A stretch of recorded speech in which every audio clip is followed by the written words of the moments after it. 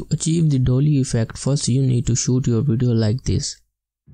Keep your subject in center and then move forward towards him. Like this clip. Now drag this clip in the timeline of the edit page.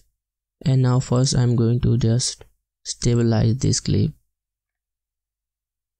Just click here and click on stabilize button and it will stabilize your video. Now go to the first frame where the camera start moving and add a keyframe in the inspector of the zoom. Now go to that frame where the camera stop. In my case, in this position, and now double click here and type 0.5 and press enter. Once you done this, your video should look like this.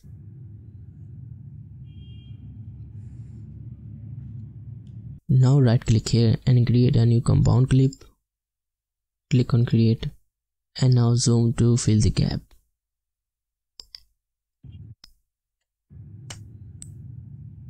And here is your dolly effect.